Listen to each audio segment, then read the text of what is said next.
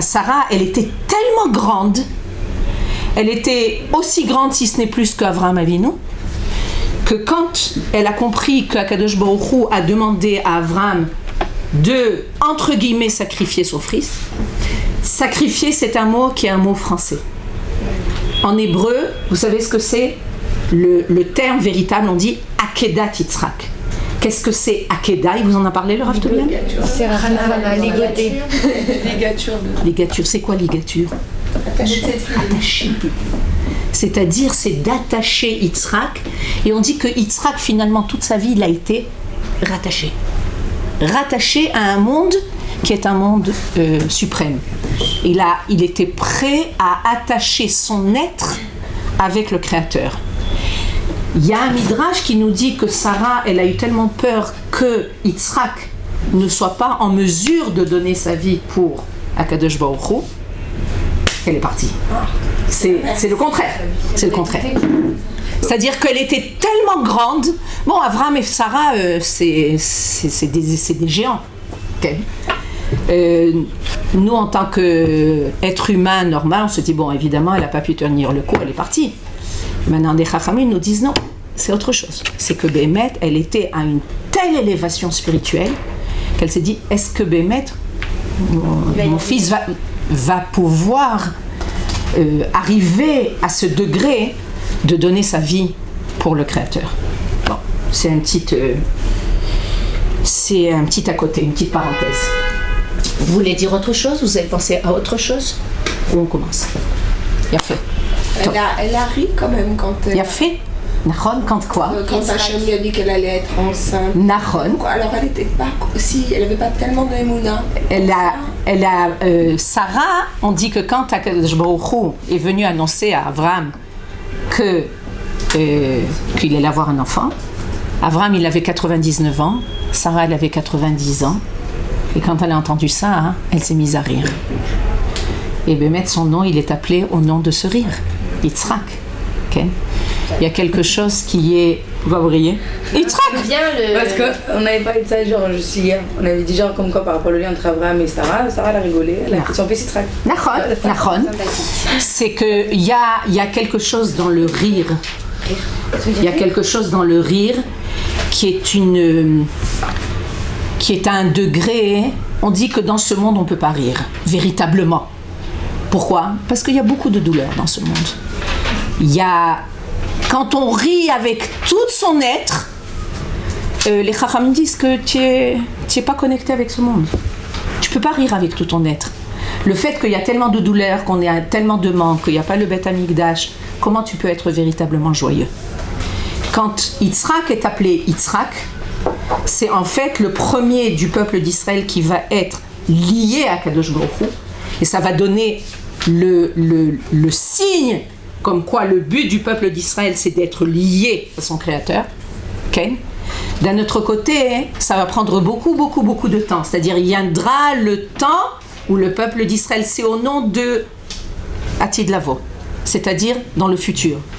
Dans le futur viendra le temps où le peuple d'Israël va rire aux éclats. Pour le moment, c'est pas exactement ça. Donc Sarah, en quelque sorte, elle a ri dans ce monde. Comment c'est possible? C'est-à-dire comment on peut imaginer qu'une femme qui a 90 ans peut mettre au monde des enfants. Donc c'était un rire qui était lié à quelque chose de futur. En quelques mots. Là, on va commencer notre cours sur Sarah Imenu. Le cours sur Sarah va être lié au cours de Chava. Celles qui n'ont pas étudié sur Chava, alors il faudra, Bezrat Hashem, que vous étudiez petit à petit sur Chava parce que c'est quelque chose de particulier. Pourquoi ça va être lié à Chava? C'est que la semaine prochaine, je crois que vous allez aller à Hebron, Chaye Sarah. Et vous allez à Hebron, pourquoi? Parce que nos pères et nos mères sont enterrés à Hebron. Et que là-bas, dans les psukim, celle qui a un chumash de Bereshit, Chaye Sarah, le Perek Kaf Gimel, le pasuk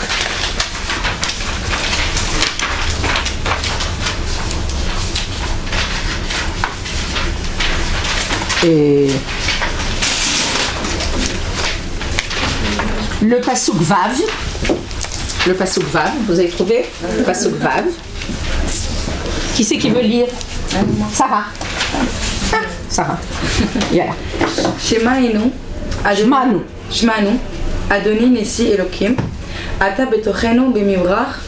Bemifrar. Kvarenu. Ken. Kevor et metecha ish mimenu et kivro lo yichle mimecha mikvor metecha. Yafé. Avraham Avinu perd sa femme et c'est Chaye Sarah. Et vient le moment où il veut enterrer sa femme et il va aller dans un endroit qui fait partie des Bnei Chet, Mazé Bnei Chet. C'est une population qui s'appelle Bnei Chet, d'accord? Les enfants de Chet. Et ils habitent dans un certain endroit dans Eretz Israël. Il va vers ces Bnei Chet et il va dire à ces Bnei Chet qu'il veut acheter une parcelle de terre qui leur appartient. D'accord? Ger vetochachav anochi machem tnuli achuzat kerever. Dans le pasuk Dalet, Avraham vient et dit tnuli achuzat kerever. Donnez-moi un endroit où je peux enterrer. Imaché vegvera meti milefanecha. Et j'enterrerai ma femme, la personne qui est morte, dans cet endroit-là. Et nos sages nous disent qu'il y a on va pas lire parce que ça va nous prendre du temps, il y a énormément de marchandage. Avraham il dit, moi je veux enterrer ici. Les Bnei Chet il dit, non on peut te donner un endroit qui est super, mais pas cet endroit. Il dit, non mais je suis prêt à donner énormément d'argent. Et on dit qu'Avraham a payé cet endroit énorme, beaucoup d'argent. C'est-à-dire vraiment il était cher, mais il n'a pas renoncé. Et on se demande quelle est l'importance de l'endroit où il va enterrer Sarah.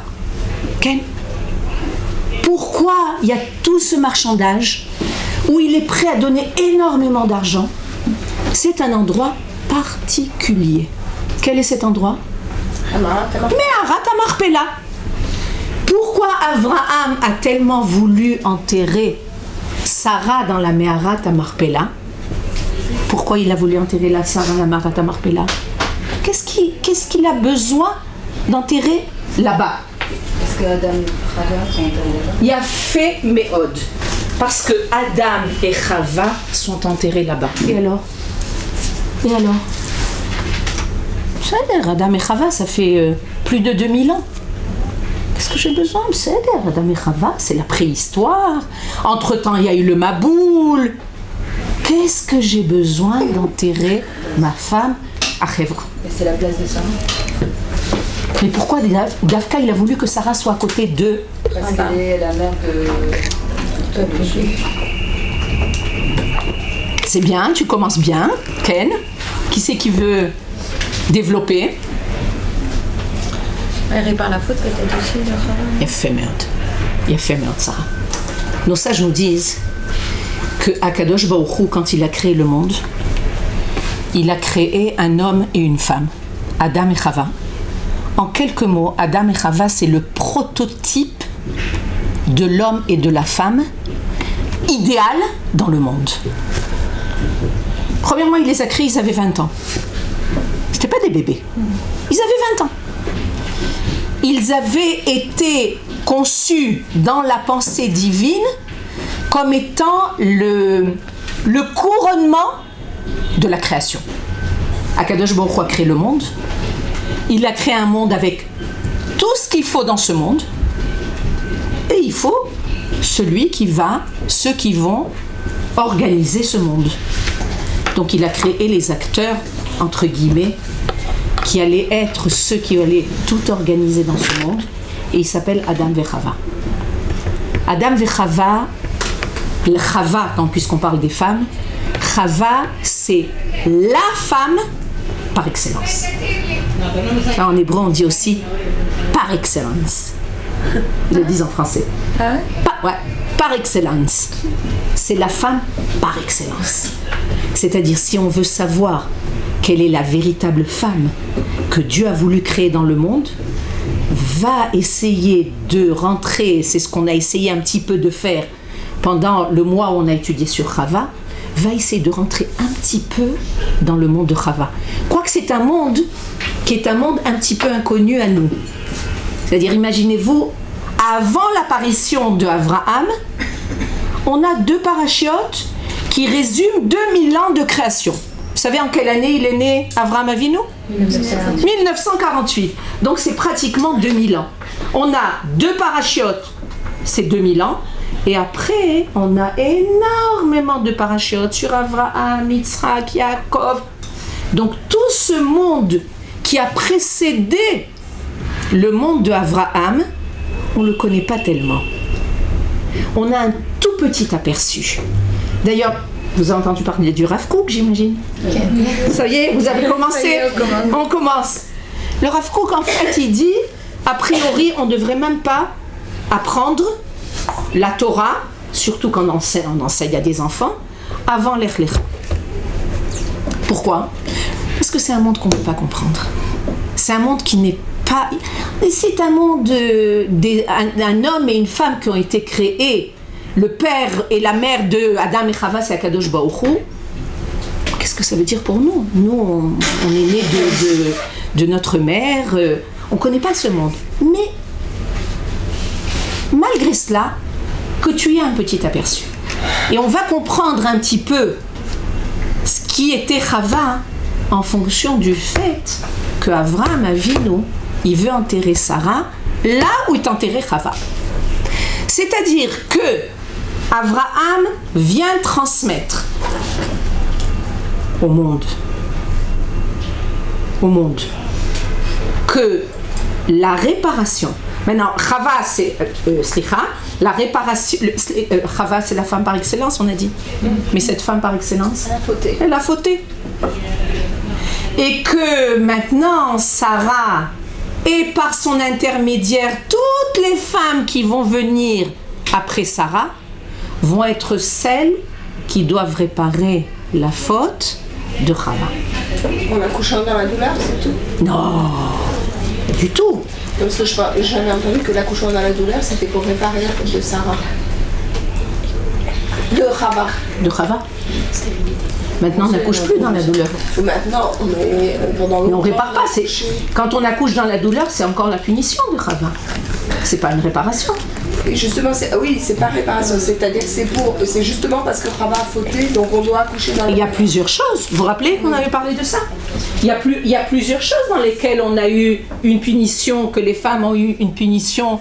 Tu te rappelles de Sarah ?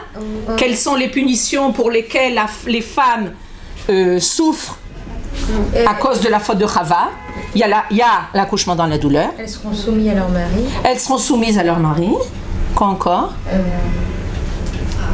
Elles devront faire des régimes. J'en ai pas entendu. Elles devront faire des régimes.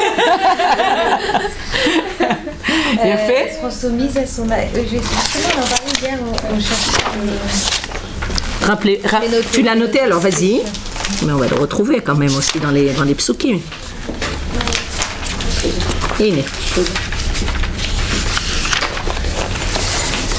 J'aggrèverai tes labeurs. Alors ça c'est acquis. 4 conséquences de la faute. Dans la souffrance tu enfanteras. Vers ton mari ira ta passion. Ah oui. Et il te dominera. Bien fait.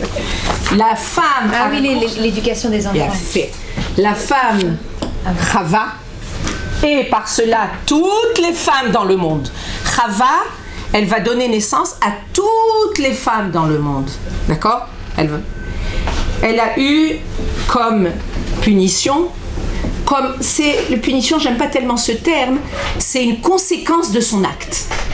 On dit que quand on a un enfant qui fait quelque chose de mal, il faut qu'il ressente la conséquence de ce qu'il a fait. Pas seulement tu vas lui donner une punition, comme on donne aux enfants, tu n'as pas fait tes shiurei bayit, tu n'as pas fait tes devoirs, tu vas écrire 500 fois sur la feuille, je dois faire mes devoirs. Ça n'a aucun rapport. Okay? La Torah vient nous dire le fait qu'il doit y avoir une conséquence de tes actes. Quand tu fais quelque chose de bien, tu as une conséquence de ton bon acte. D'accord ? Quand tu fais quelque chose de mauvais, tu as une conséquence. Et là, Dieu dit à la femme, Ve'elaïcha Amar, c'est dans le Perek Gimel, le Pasuk Tetzain, c'est-à-dire numéro 16, Arba Arbe Itzboner Veroner. C'est-à-dire que tu vas avoir de la difficulté pour... C'est pas pour enfanter.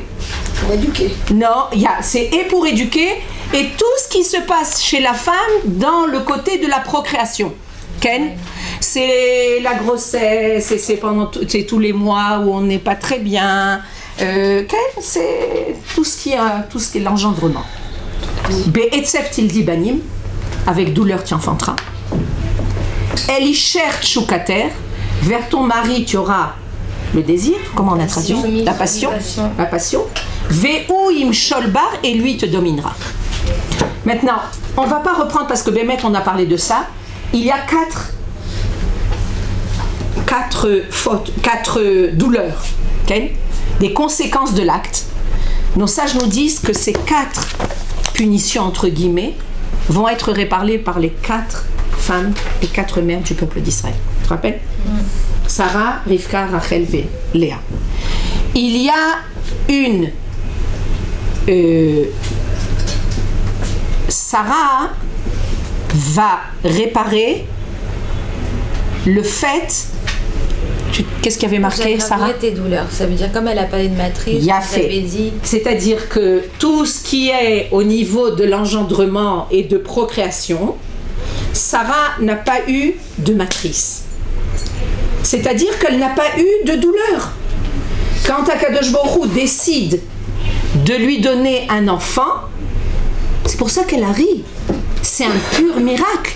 Non seulement elle a 90 ans, mais en plus de ça, elle a pas ce que les femmes ont naturellement. D'accord ? Et d'ailleurs, si des gens parlent de ça, on nous dit que le miracle de Sarah, qui est un miracle qui est au-dessus de la nature, le miracle c'est au-dessus de la nature, montre véritablement qui est le peuple d'Israël. Yitzhak, qui va naître de Abraham et Sarah, disons qu'Abraham, un homme peut-être même à 99 ans, peut-être qu'il peut procréer. Mais une femme, c'est impossible. Okay ? Il n'y a plus de fonction. En plus de ça, on va voir dans le texte qu'elle était stérile. Donc, c'est au-delà de la nature. Ça va nous donner un aperçu de ce que c'est le peuple d'Israël. Le peuple d'Israël n'est pas un peuple qui vit de façon naturelle avec les lois de la nature. Les lois de la nature font que un peuple qui est persécuté pendant des milliers d'années et on est tout petit, hein. On est ce qu'on connaît comme juifs, on est 13 millions de juifs dans le monde. Et on est un peuple qui, à toutes les générations, a été persécuté. Et malgré cela, on continue. C'est-à-dire qu'il y a un élément qui est un élément hors nature, comme l'engendrement de Yitzhak. Yitzhak est né de façon extra-naturelle. Le peuple d'Israël vit de façon extra-naturelle. C'est clair ? Donc quand on a... des fois les gens te disent « Ouah, mais imaginez-vous les menaces qu'on a en Israël. Qu'est-ce qui peut se passer ? Il y a l'Iran qui a la bombe atomique très bientôt. » Et on voit les gens, ils ont l'air assez détendus en Israël. C'est-à-dire, la menace, c'est une menace sérieuse. C'est pas quelque chose d'imaginaire. Regarde, les gens, ils sont pas conscients en Israël. Ils sont pas réalistes, entre guillemets. Vous savez, les gens réalistes, ils lisent dans les journaux les statistiques, combien de pays veulent déclarer un État palestinien. Les gens en Israël, ils sont cool. Ils sont conscients qu'il y a un problème, ils ne sont pas du tout terrorisés. Pourquoi ? Parce que dans le peuple d'Israël, il y a un élément extra-naturel. Que c'est nachon qu'au niveau de la nature, on est dans une situation pas évidente. Qu'il y a des attentats, qu'il y a des douleurs. Mais au niveau du peuple, au niveau de la survie de notre peuple, aucune crainte. parce qu'on ne fait pas partie des lois de la nature, comme Sarah. D'accord?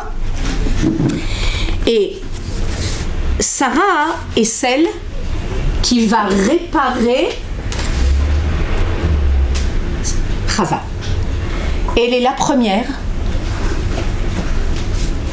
avec Abraham qui a été choisi pour être celui qui va mettre au monde, Abraham et Sarah vont mettre au monde un peuple qui a comme but un but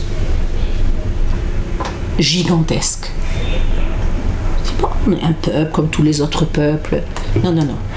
On est un peuple avec une messima, une mission qui est une mission immense. On doit mener le monde entier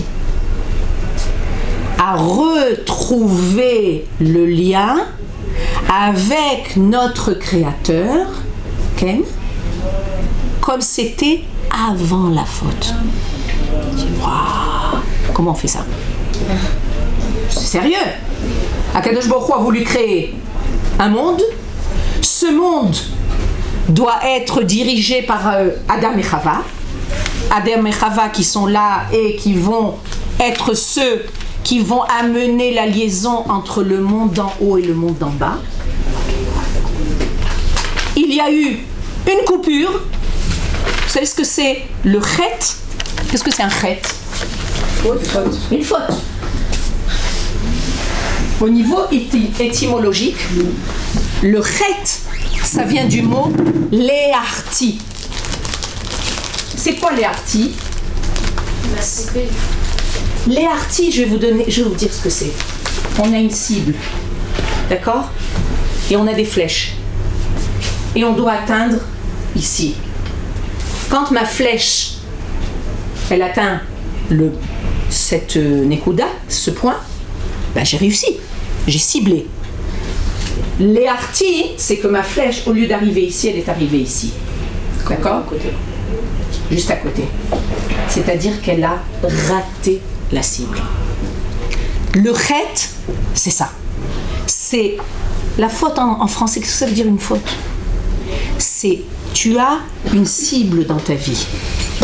Tu dois cibler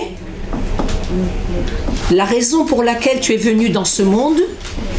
Tu dois savoir exactement, plus tu vas être relié à ta raison de vivre, plus tu vas être dans la cible. Plus tu vas t'éloigner de ta raison de vivre, plus tu vas être dans le chet. C'est-à-dire que si la cible, c'est la présence divine, et ça, vous allez me dire comment on découvre la présence divine, c'est pendant une année entière que vous allez petit à petit découvrir comment on découvre la présence divine. Un petit peu. Mais au moins savoir quel est notre but dans ce monde. Si dans notre vie, on arrive à sans arrêt avoir comme objectif, est-ce que je révèle le Créateur ou je suis, au contraire, je suis loin de révéler le Créateur. Un petit exemple qui nous touche chacun. Quelqu'un qui va dire du Lachon Hara. D'accord? Une mitzvah, tous les jours on s'occupe de cette mitzvah, de bémet, parler comme il faut. Je vais dire à ma copine quelque chose de mal, de pas super, sur une autre copine. D'accord? Qu'est-ce qui va se passer? Il va se passer que cette personne sur laquelle je dis du mal, elle s'appelle, disons, Vered, Ken, je dénigre le fait qu'Akadosh Baruch Hu a mis en elle une neshama, qu'en elle il y a énormément de bonnes choses, c'est-à-dire je dénigre la présence divine sur cette femme-là, sur Vered. Donc je suis complètement en dehors de la cible divine. Maintenant ça c'est dans toutes les fautes. C'est quand je chas v'shalom, je fais pas Shabbat, ben je mets de côté le fait que Dieu a créé le monde en 6 jours et que le 7e jour il y a un arrêt de création. Je ne suis pas connectée avec le divin. C'est en fait ça. Le fait de fauter, c'est de ne pas être connecté avec le divin. Maintenant, quand Chava, et on revient à Chava, quand Chava a fauté, il faut bien comprendre qu'Akadosh Baruch Hu, il a parlé à Adam Arishon, et il lui a dit, regarde, dans tout ce Gan Eden, il y a plein d'arbres. Tu peux manger de tous les arbres. Il y a beaucoup, beaucoup de bonnes choses. Il y a un arbre, ne t'approche pas, ne mange pas de cet arbre. On nous dit comme ça, la plupart du temps, la faute, elle arrive quand on ne voit pas ce qu'il y a et qu'on voit le manque. Maintenant, dans le monde, il y a sans arrêt des manques. Mais est-ce que tu vas avoir un regard qui va être viré, qui va être dirigé vers ce qu'il y a, ou tu vas être dirigé vers ce qui manque? On a grandi dans une civilisation occidentale où en général, on ne parle la plupart du temps des manques. Dans le peuple d'Israël, on nous dit, tu veux être véritablement dans le vrai, tu veux véritablement continuer l'action de Avraham Avinu et de Sarah, puisqu'on est les enfants de Avraham et de Sarah. Fais attention à ce qu'il y a. Regarde le manque. Il y a un manque. Bvadaï qu'il y a des manques. Et il y a des manques, des grands manques. Mais regarde ce qu'il y a. C'est-à-dire que si tu vas parler de Véred, en disant du Lachon Hara, c'est que tu vas trouver chez cette Véred exactement le manque, alors que chez cette Véred, il y a énormément de bonnes choses. Mais est-ce que lorsqu'on parle de quelqu'un sans forcément dire du bien ou du mal, ça rentre aussi dans le système de Lachon Hara? Ça, c'est au niveau des lois de Lachon Hara. Okay. Non, c'est important, mais si c'est juste pour raconter quelque chose, on dit que c'est pas du Lachon Hara, ça s'appelle Rechilut. C'est quoi Rechilut? Rechilut, il y a le Lachon Hara, c'est-à-dire la mauvaise parole. Rechilut, ça vient du mot Rochel. C'est quoi Rochel? Rochel, c'est quelqu'un qui a une marchandise et qui va proposer sa marchandise. C'est quelqu'un qui va étaler sa marchandise. Si tu vas commencer à parler de l'un et de l'autre, tu fais pas du Lachon Hara, tu fais de la Rechilut. Tu étales sa vie. Tu étales sa vie. Sa vie, c'est sa vie. Ça veut dire que de faire du Lachon Hara même sans dire de nom, ça sera interdit, puisque finalement c'est pas sur la personne que je parle, mais c'est sur la présence divine qui est en cette personne, peu importe son nom. Absolument. Évidemment, si on sait de qui il s'agit, c'est beaucoup plus grave. Mais le véritable travail, c'est de dévoiler le bien qu'il y a chez l'autre. C'est-à-dire que plus on va être occupé à dévoiler le bien, c'est-à-dire dévoiler le divin, plus on va être ciblé, on va cibler vers ce qu'on doit révéler dans le monde. Maintenant, c'est un travail. C'est un travail de tous les jours. C'est un travail où on te dit, tu sais quoi, prends. Je me rappelle, pendant quelques temps, on avait pris ça comme exercice. Par exemple, au niveau de l'éducation des enfants. Il peut y avoir des enfants qui peuvent, ça arrive très souvent, qui peuvent rendre dingues les parents. Okay? Et en général, c'est simplement que les parents ne voient pas le positif qu'il y a chez l'enfant. Alors on leur dit comme ça, un exercice qui est très facile. Tu sais quoi? Chaque jour, tu prends un cahier et tu écris, aujourd'hui on est le 13 Rejvan, et tu écris 5 choses que ton enfant qui te fait des problèmes, 5 bonnes choses. Mais je vois rien. Je vois que, c'est vrai que quand un enfant est difficile, mais des fois on ne peut rien voir.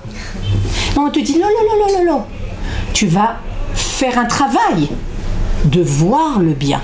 Mais comment? Je vais te donner un exemple. Aujourd'hui, il a bu son choco et le choco il s'est pas renversé. C'est bien parce qu'en général il se renverse. Et alors ça amène le bouillonnement, le balagan à la maison. Aujourd'hui, mon fils n'a pas renversé son choco. C'est un exercice pour qui?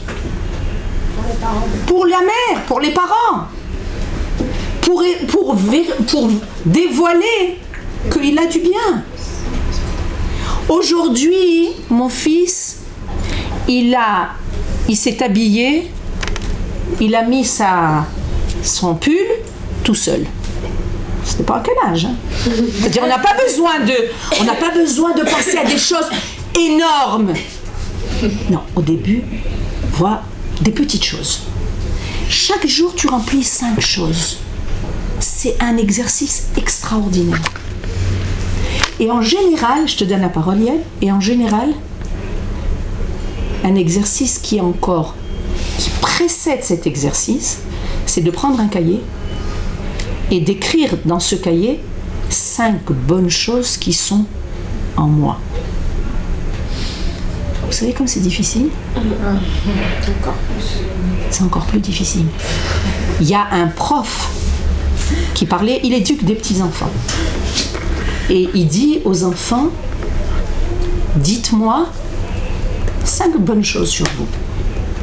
Alors, j'ai fait cet exercice avec mes petits-enfants. C'est pas évident. Il dit des enfants qui sont pas capables de dire des bonnes choses qui sont en eux. C'est une catastrophe.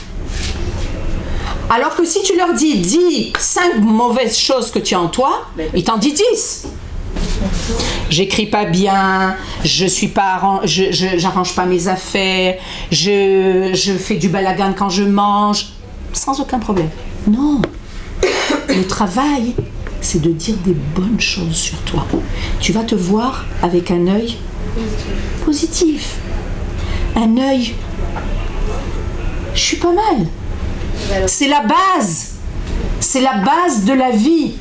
Vous savez pourquoi c'est la base de la vie? Parce que ce que Akadosh Baruch Hu nous a donné, c'est Tov. Et pour dévoiler le divin, il faut que je dévoile le Tov, le bien qui est en moi. Si je ne suis pas lié au bien qui est en moi, je ne peux pas être lié au divin. Quel Yael? Non, c'est ce que je voulais dire. Sur l'exercice de nous-mêmes, que c'était encore plus. Ah, si vous voulez dire ça? L'introspection. L'introspection. Il a fait. Et alors on arrive, là donc on a expliqué pourquoi Abraham a voulu enterrer Sarah à Meharat HaMachpelah. C'est donc pour arriver, finalement le but du peuple d'Israël, c'est d'amener le monde à retrouver la création avant la faute. C'est-à-dire qu'on est dans un monde où il y a un monde qui est en train de petit à petit réparer la faute de Adam et Chava. D'ailleurs, vous allez voir que dans les 4 fautes, les 4 punitions, entre guillemets, que Kadosh Baruch Hu donne à la femme, vous allez voir que petit à petit, on est en train de réparer la faute. Les femmes peuvent accoucher sans douleur de nos jours. C'est extraordinaire. Alors ça veut rien dire de dire non, je veux pas ça, je veux sentir. Oui. Non, il y a des femmes qui sont très, très, elles aiment la nature. Moi, je comprends pas. Je dis si on peut ne pas souffrir. Je vois pas le but. Quand j'ai accouché la plus jeune de mes filles, tous mes enfants j'ai accouché normalement, et la plus jeune de mes filles, j'ai dit cette fois-ci je veux pas souffrir. Et on a un ami qui est anesthésiste. Et je lui avais dit, dis-moi, c'est dangereux peut-être? Il m'a dit, regarde, de nos jours, il est plus dangereux de traverser la rue, parce qu'il y a beaucoup d'accidents de voiture, que Dieu préserve, que de faire un accouchement super dur. C'est tellement naturel. Donc on est en train, petit à petit, de réparer la punition. De nos jours, les hommes, ils dominent plus tellement les femmes. Je me demande si c'est pas le contraire. Ok? Maintenant, il faut faire on a tellement mis la barre de l'autre côté que maintenant on doit arriver à remettre un peu l'équilibre. Il y avait des temps où la femme était dominée par l'homme. Il y a la semaine dernière, j'ai perdu mon téléphone. Vous vous rappelez? Non, je l'ai pas retrouvé. J'ai acheté un nouveau. Et alors, il y a quelqu'un de ma famille qui m'a dit, dis-moi, ça coûte cher un téléphone. Bon, un saute. Alors elle me dit, dis-moi, ton mari t'a crié? Une dame âgée. Crié? Crié? Je comprenais pas le terme. Il me dit, moi, c'est mon mari m'aurait crié. Je dis, à l'époque, c'était comme ça. C'était bémette comme ça. C'est-à-dire que tu dépenses l'argent que j'ai gagné. C'est vrai qu'il gagne beaucoup plus d'argent que moi, mais on est ensemble. C'est un autre monde. Il n'y a plus de domination de l'homme sur la femme. Et parmi les Arabes, ton nom? Sonia. Sonia. Tout à fait. Tout à fait. Il y a des civilisations où les femmes, elles sont encore dominées. C'est-à-dire dans le monde, il y a beaucoup plus d'émancipation. D'ailleurs, vous savez que une des personnes qui a reçu le prix Nobel cette année, tu nous l'as dit. Malala. comment elle s'appelle? Malala, raconte. Ouais, mais avec l'argent, elle veut reconstruire Gaza. Non, ça c'est autre chose. Ils ont tellement d'argent à Gaza, je ne sais pas ce qu'ils vont en faire. Mais pourquoi elle a reçu le prix Nobel? Parce que c'est une Pakistanaise qui, dès l'âge de 6-7 ans, elle écrivait contre les talibans dans son pays, pour l'émancipation des filles. Elle disait qu'il fallait qu'elles aillent à l'école, qu'elles s'entraînent. Et on lui a jeté de l'acide. Elle a été gravement brûlée. Elle a été soignée en Angleterre. Elle a obtenu et ensuite, ils lui ont donné le prix Nobel. Oui, parce que c'est vrai que quand elle parle, c'est impressionnant. C'est impressionnant, c'est-à-dire dans une civilisation arabe, où c'est vrai que les hommes, c'est eux qui dominent, c'est une femme qui a été forte et qui a pris le risque de proclamer quelque chose d'autre. C'est-à-dire, le monde est en train de tendre vers véritablement un tikkun, une réparation de ce qui était avant. De la même façon que elle y cherche Choukater.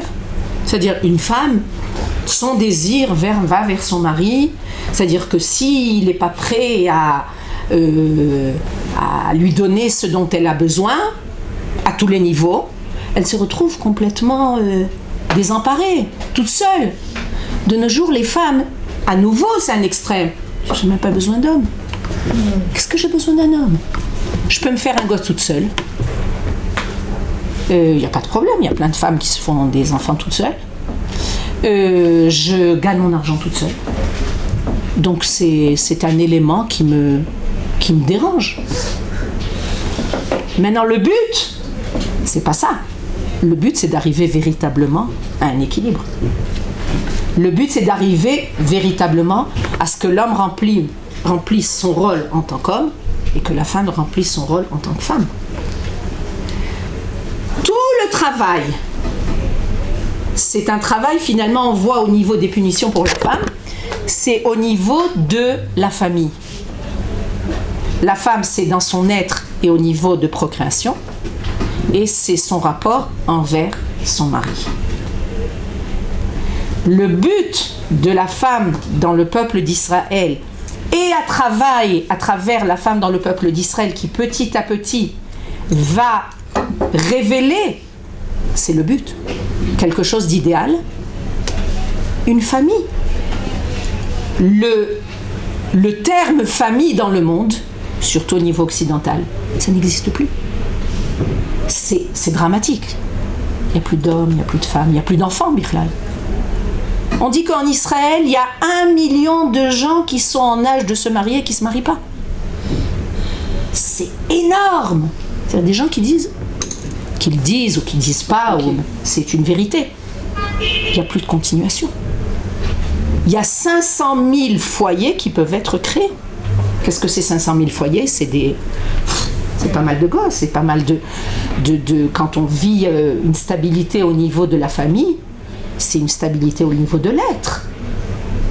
Tu as quelque chose de fixe, tu as quelque chose qui t'apporte. Donc ça, le travail de Sarah, et à travers Sarah, le travail de tout le peuple d'Israël, c'est d'arriver à réparer cette faute. C'est d'arriver à revivre un monde qui est connecté avec le divin. Qu'est-ce qu'a voulu faire Chava quand elle a fauté et qu'elle a amené l'homme à fauter? Elle a voulu lui dire, tu sais ce que Dieu il a dit, de ne pas manger de l'arbre de la connaissance. On peut manger. Elle a été attirée par le serpent. C'est-à-dire, viens, on se déconnecte de Dieu. Peut-être qu'on peut découvrir un monde magnifique sans Dieu. C'est la faute. C'est ça la faute.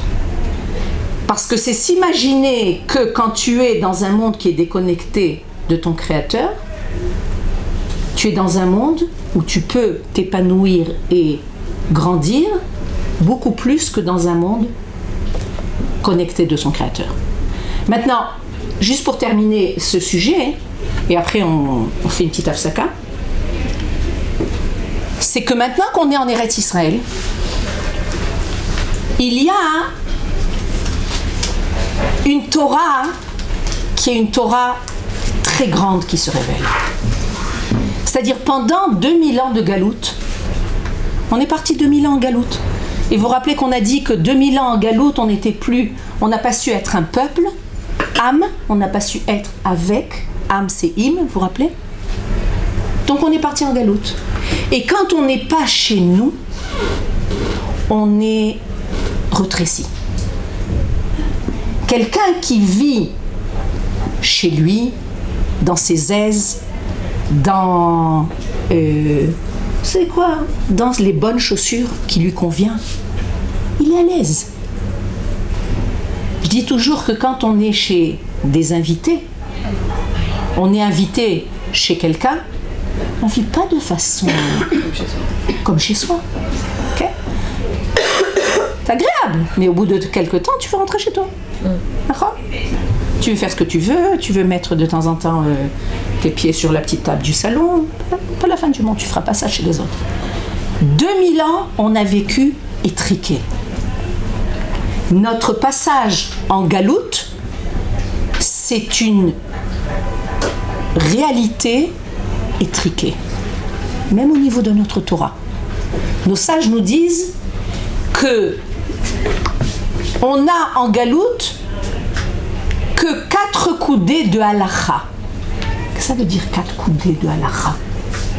Le plus important, te donne la halakha. Le plus important, sache comment rester un bon juif. Va au Beit Knesset, respecte Shabbat, mange kasher. C'est important. Il n'y a pas que ça. Tout ce qu'on peut dévoiler en tant que peuple, on n'a pas pu le dévoiler. On ne peut le dévoiler que quand on arrive chez nous à la maison. C'est pour ça qu'on voit ici des gens, des juifs, qu'on ne voit pas en Chutz Laaretz. C'est différent. Il y a toujours cette image du juif de Galoute et le juif d'Eretz Israël. Le juif de Galoute, comment il était avant, il avait peur. Vous savez, la personne comme ça qui a peur, qui est pas... Et puis on voit le juif d'Eretz Israël, le symbole, le tsabar, qui est prêt à aller, à combattre, à avoir de confiance en lui-même. Qu'est-ce qui s'est passé? Une seule chose. Il rentre à la maison. Et donc ce travail qu'on va faire pendant une année, c'est d'essayer de dévoiler ce que c'est cette Torah d'Eretz Israël. Quand on parle de Sarah et de toutes nos mères, qui sont là pour qu'on comprenne quel est le but du fait, le but d'être juif. Qu'est-ce que c'est pour moi une femme juive? Je sais pas.